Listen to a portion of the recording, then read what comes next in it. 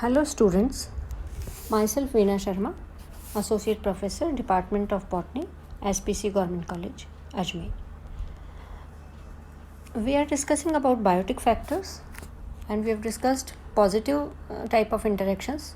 As you know, there are two type of interactions, positive and negative. So we have discussed positive interactions in our last lecture. Today we will discuss about negative interactions.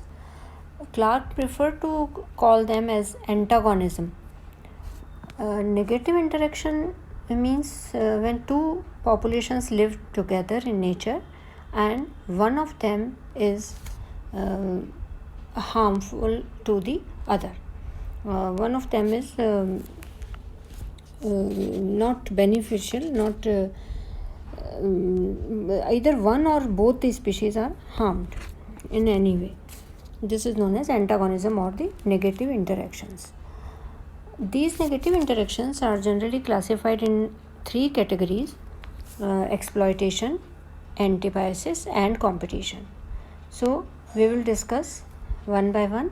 First we will discuss exploitation. Exploitation means in exploitation one species harms the other by making its direct or indirect use for shelter or food or support. Means the competition is for either shelter or mainly for food. So in shelter type of exploitation means sometimes you have heard about parasitic birds like cuckoo and cowbird. They do not build their nest and the female lays her eggs in the nest of other usually smaller birds. In another example, there is one more example where a species of ants, the polyergus workers, they raid the nest of formica ants, which in turn feed and build nest for their master polyergus. So the smaller bird, smaller in size, it will be harmed, and the bigger bird, the parasitic bird, cuckoo like birds, they are the masters and they exploit the younger the smaller birds, smaller animal for shelter. Now in case of exploitation for food, various relationships occur in nature with respect to food, and we can identify one as parasitism and the other one is predation. So in parasitism type of relationship, we all know it is host parasite relationship where host is not killed and the parasite is take benefit of the host in its living. So parasite lives on or in the body of another organism, and the bigger organism is known as host. The parasite is generally smaller than the host, which is harmed, and parasite gets its food from the host tissues. A typical parasite, it lives in its host without killing it. Means in parasitism, the parasite takes food from the host, but the host is not killed, and the host is of bigger size than the parasite. Now parasite can be of two types depending upon their degree of dependence. Depending on their degree of dependence, they can be obligate parasite and facultative parasites. In obligate parasites, the obligate parasite live and depend for specific host for their food, and once their association is with the host ends, these parasites cannot survive and they die. They are host specific, like albugo and Puccinia fungi and few other pathogenic fungi. And the another type of parasites are facultative parasites, and these facultative parasites, these can switch off to a saprophytic mode of nutrition in their living, and when the host is unavailable to provide the food. For example, Astilago alternaria, these type of fungi. So the fungi and these parasites can be obligate parasite or they can be facultative parasite depending on the situation. Now parasites, we can discuss parasites under these categories on vascular plants. Means first we will take total stem parasites. Parasites can be total stem parasites, partial stem parasites, total root parasites, partial root parasites. First we will take total stem parasites. We have heard the example, very well-known example is of Cuscuta or the Amarbale. Plants like Cuscuta, they live as total stem parasite on the stems of plants like bigger angiospermic plants like ber, khejuri, shisham, etc. The young parasite stem, you can see the diagram of Cuscuta here. Here it is total stem parasite Cuscuta. It lives as a parasite on the host stem, and you can see this winding Cuscuta plant. And in sectional view, you can see the Cuscuta stem, which is parasitic on the host stem, and Cuscuta plant, it gives out haustoria. It reaches in the host tissue and they derive nutrition from there. Young parasite stem, Cuscuta young parasite stem, it twins around the host stem, from which adventitious roots also develop, and finally it penetrates in the stem of host tissue, and type of relationship occurs, the physiological relationship occurs between the two, and these sucking organism of the parasite, they are known as haustoria. Due to this nutritional uptake from the host plant, the host gets weak and its growth often gets stunted, but it is not killed. These are total stem parasites. They are generally devoid of any leaves and chlorophyll because they don't have to make food for themselves. Next type of parasite relationship is partial stem parasite.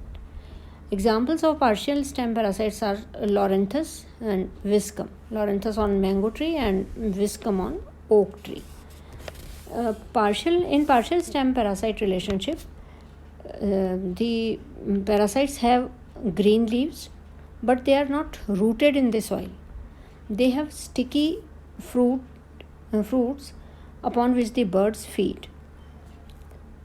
Under favorable conditions, the seeds of these germinate from the haustoria, which penetrate the xylem tissue of the host tree, and the parasitic plant, it derives its nutrition from the host. Means in their young stage they are independent, but in later stage they become parasite on the stem of other trees. You can see the example of partial stem parasite. This is Viscum.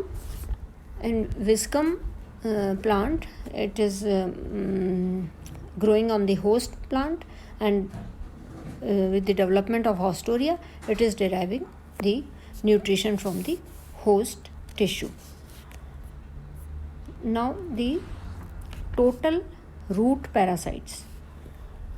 Total root parasites, the example is Rafflesia. They totally dependent on the roots of the host for their nutritional requirement. They remain embedded in the soil and are seen above the soil only when flower or inflorescence is formed. Otherwise they thrive in the on the or in the roots of the host plant. Some examples are Rafflesia on the roots of Vitis, Orobanchi root on member of Solanaceae, Striga on the roots of the Jawar plant, and Some other parasites they found in association with roots of trees and shrubs in the forest, and like Balanophora and Cypria Himalaya trees on which root parasites occur. You can see the diagram of Rafflesia. This is total root parasite Rafflesia on the whitest root. You can see the host root and on which the flower occur. When flower bloom, it comes on the ground surface, and this is the biggest angiospermic flower in nature. Now comes the partial root parasites. Partial root parasites are the parasites which are in their early stages. They live parasitically on roots of other plants, but gradually they become independent and they are individual independent plants. For example, Santalum album. They in their early stages of development, they are rooted in the soil.